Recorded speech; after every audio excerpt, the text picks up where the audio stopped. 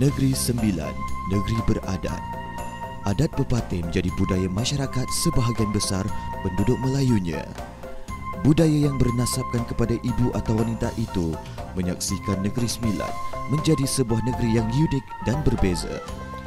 Adat pepatih ini menjadikan budaya Negeri Sembilan berwarna-warni dengan kepelbagaian budaya. Assalamualaikum warahmatullahi wabarakatuh. Esei yang sebenarnya lahir 25 bulan 9 tahun 1962. Asal daripada kampung dia Koci, Kuala Pilah, Negeri Sembilan. Nama saya Muhammad Rosli bin Saludin ya, sebenarnya. Dan kemudian saya anak yang ketiga. Ya, anak ketiga. Abah saya namanya Saludin bin Man Amin dan mak saya Rabiah binti Osman. Masa kecil saya awalnya darjah 1 di sekolah kebangsaan Kuala Pilah B. B dulu tu. Kuala Pilah B ni sekarang ni ada klinik gigi. Klinik gigi arah ke apa nama itu yang Dokek Pokan Pilah tu. Lepas itu pindah ke sekolah kebangsaan Kuala Pilah E, Dokek dengan Padang Daerah tu sampai darjah 6. Lepas itu masuk sekolah menengah kebangsaan Zakbar Kuala Pilah daripada tingkatan 1 sampai tingkatan 6. Sampai tingkatan 6. Tapi lepas itu saya ulang setahun lagi sebenarnya. Sebab tingkatan 6 dia ada 2 tahun, tingkatan 6 bawah 6 mati. Pusingan yang pertama tu saya banyak fail. Saya cuma lulus Kotiak Am bahasa Melayu, yang lain semua out. Lepas itu saya ulang kali yang kedua. Saya retain di sekolah yang sama, tuan-tuan dan puan-puan. Saya retain, itu yang saya dapat keputusan yang agak baik. Pada ketika itu saya dapat 3A, yang lain tu B. Lepas itu, sebelum masuk ke UKM, saya masuk di Maktab Perguruan Kinta Ipoh. 6 bulan yang saya masuk di situ. Lepas itu saya dapat tawaran di UKM, Fakulti Sains Sosial. Saya ambil pengajian Melayu dan sejarah. Lepas itu saya ambil diploma pendidikan di UKM. Saya mengajar di Sekolah Menengah Kebangsaan Batu Kiki. 10 tahun saya mengajar di situ. Solang dalam 10 tahun tu saya ambil master yang ada kaitan dengan adat pepatih. Lepas itu saya ambil psikologi counselling setahun, diploma psikologi counselling. 90-an saya sambung.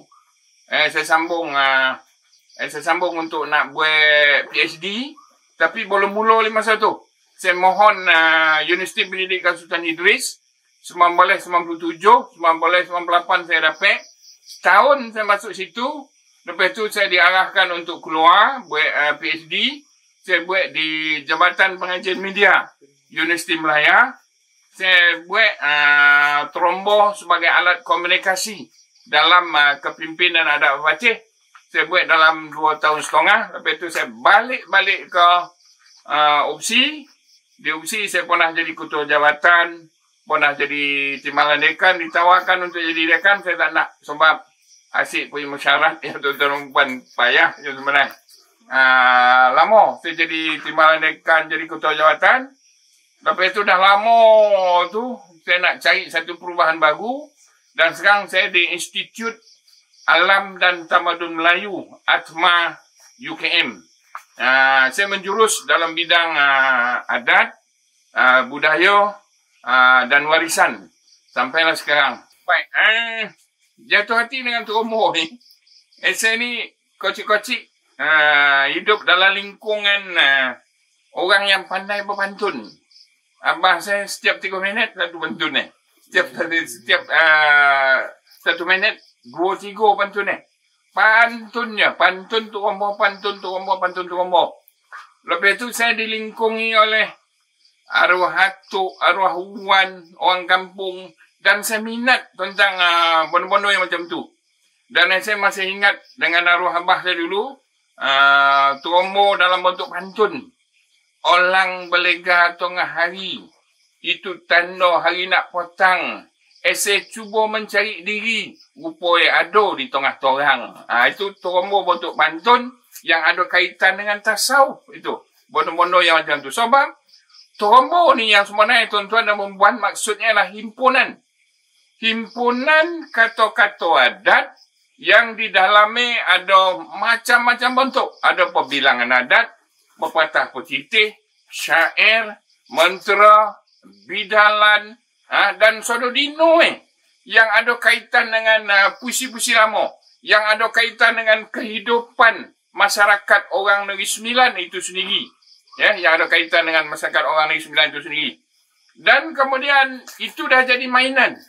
Arwah abah saya dulu dipaksa Dipaksa saya menghafal. Jadi saya hafal lah bono-bono macam tu. Dan kalau soal nak menghafal kelisanan, itu adalah kebolehan orang tua-tua dulu. Adapun awal tatkala masa dahulu naik di atas bukit bintang penjaring berkecalang pelantak bosi. Kemuntung membilang tungku penyongek di atas timbah jalan simpang ompek selilit pulau Procor. Itu terasul. Sejarah asal usul. Itu pun terangkum dalam Torombo. Sebab Torombo ini ialah himpunan kata-kata adat. Dan adat itu bermaksud peraturan hidup. Undang-undang hidup. Yang nampak dan yang tak nampak. Yang harus kita amalkan. Yang harus kita ikuti dan fahami. Benda ni datangnya daripada minat. Daripada minat. Lepas itu yang kedua, dia ada banyak pengalaman ni sebenarnya. Saya pernah menengok arwah atuk saya. Tiap kali musim-musim yang tertentu kono dondo. Kono dondo kambing seko, kono dondo ayam. Sebab dalam adatnya dia ada banyak macam-macam. Arwah atuk saya selalu berpesan. Kau kalau dah bosan besok ni, kau belajar, kau tuntut benda ni. Jadi memang saya tuntut. Jadi sampai sekarang, siapa yang pandai tentang benda ni, saya akan pergi belajar ya sebenarnya. Jadi apabila kita dapat satu benda tu, kita kena letakkan dalam kepala kita dan kita kena burakkan dengan orang lain. Dia ada timbang balik orang yang kedua dan orang yang ketiga. Jadi apabila dah macam tu, dia dengan sendiri akan ada dalam kepala. Sebab saya tahu bahawa Torombo ni memang berguna untuk orang Melayu Negeri Sembilan dalam apa juga keadaan. Misalnya nak beri nasihat kepada orang misalnya. Pilih-pilih tompek menjadi pertama toluk kedua pantai. Pilih-pilih pemimpin terpuji kau misalnya. Orang yang terpuji kau misalnya. Pertama elok, kedua pandai. Ini bahasa-bahasa tua orang Negeri Sembilan dulu.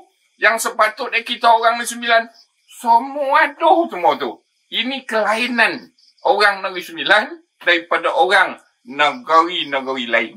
Dalam pengalaman yang berterumur ni, saya sebenarnya tak pernah mimpi nak dapat apa sebenarnya. Yang paling tinggi 2018.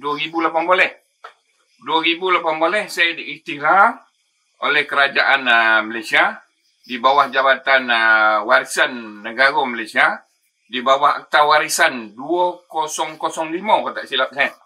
Saya diiktiraf sebagai tokoh warisan kebangsaan orang hidup. Warisan kebangsaan orang hidup yang ada kaitan dengan Torombo, yang ada kaitan dengan adat, yang ada kaitan dengan budaya.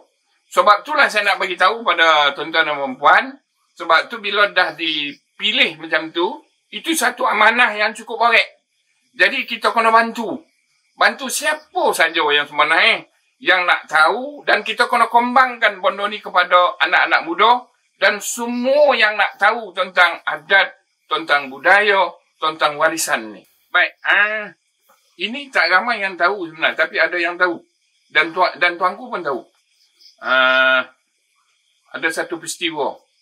Saya diminta yang sebenarnya pergi berjumpa dengan Tan Sri Gani Patahil, Peguam Negara pada ketika itu. Masa tu ada isu. Tak payahlah saya nak jolehkan isu apa. Ada isu pada ketika itu. Saya diminta menerangkan tentang yang ada kaitan dengan pelantikan Datuk Undang Sungai Ujong. Jadi saya jolehkan kesahihan pelantikan Datuk Undang Sungai Ujong. Bila dah sahih, jadi tidak ada puak yang boleh nak masuk daun untuk nak menjadikan benda tu tak elok. Dan dia ada kaitan dengan tuanku nanti. Bila saya dah jolehkan, joleh, Jadi akhir. Jadi bondo tu tak berani yang sebenarnya. Tak berani dan tak berlaku. Bondo yang tidak sepatut. Baik. Siapa bondo ni nak jadi cantik, nak jadi lancar, yang semua naik, kita kena hafal bondo tu. Kelisanan tu. Itu yang paling penting. Kalau ada khoteh depan, dia tak cantik dah tuan-tuan puan. Baca senang. Dia tak cantik. Jadi kalau bondo tu lisan, dia akan ada pergerakan tangan, memek muka, korut itu dan ini. Dia lain macam tu. Komunikasi lisan dan komunikasi tanpa lisan. Lepas tu kita orang ni 9, logat Negeri Sembilan tu yang paling taik. Dia punya hontak itu. Dia punya hompeh logat tu yang sebenarnya. Ya. Assalamualaikum warahmatullahi wabarakatuh. Sebenarnya hari ni nak bokoba. Misalnya. Ya. Malim kunung, malim kinang singgah rumah bila lata. Makan sigih dengan pinang. Saya nak mulo pangkakato. Dengan hegot-hegot mulut semua. Itu yang menyebabkan menarik. Itu yang sebenarnya. Bukan lobah sebarang lobah. Lobah hinggap di cucuan atap. Bukan sombah sebarang sombah. Sombah se. Mohon bercakap. Kata dia ada susun-susunnya. Baik. Bondo tu bukan saja dibuat-buat sebenarnya. Dia dengan kadang-kadang secara tak sengaja ada situ. Ponakit pisau siraut ambil galah batang lintabung. Selodang jadikan niru. Air nang setitik jadikan laut. Tanah nang skopa jadikan gunung. Alam terkambang jadikan guru. Duduk seorang bersompit-sompitan. Duduk ramai berlapang-lapangan. Dia ada. Kau nak tahu tinggi gunung? Tanya pada burung onggang. Kau nak tahu dalam lubuk? Tanya pada memorang. Kau nak tahu lebar pantai? Tanya pada seluang. Kau nak tahu hutan dan toba? Tanya pada Pak Bolang. Kau nak tahu lebar padang?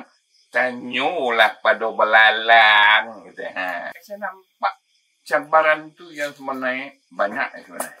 Memang cukup banyak. Dan yang saya nampak di sini ialah sekarang ni orang ke arah digital, ke arah online dan ke arah yang moden-moden ni. Jadi kita jangan lupa yang lama-lama ni. Makna orang yang mengamalkan tu secara lisan mesti ada di mulut Kalau nak online pun misalnya, apabila bercakap tu, bono-bono tu ada. Gambar kan ada dalam online, mesti ada memek muka, gorak tangan emosi itu penting. Dan orang yang mengamalkan terombo ni kena selari dengan bondo-bondo moden ni.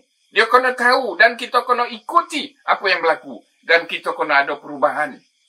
Dan mungkin kita boleh buat dalam bentuk lagu misalnya. Mungkin kita boleh buat dalam bentuk cerita misalnya. Tak jadi masalah sebenarnya dalam bentuk cerita. Dan logat Negeri Sembilan tu logat betul-betul. Ada emosi betul. Mungkin kita boleh buat dalam bentuk filem misalnya. Dan kita buat dalam bentuk apa saja yang sebenarnya. Yang boleh menjadikan anak-anak muda minat. Dalam bentuk kartun misalnya. Dan dalam bentuk apa saja yang orang boleh menanggapi bahawa terombo itu adalah serba indah dan banyak ilmu-ilmu di dalamnya. Malim kunung, malim kinang, singgah rumah bila lata makan sigit dengan pinang saya nak mulu pangkakato. Bukan lobah sebarang lobah hinggap di cucuan atap. Bukan sombah sebarang sombah. Sombah saya mohon bercakap.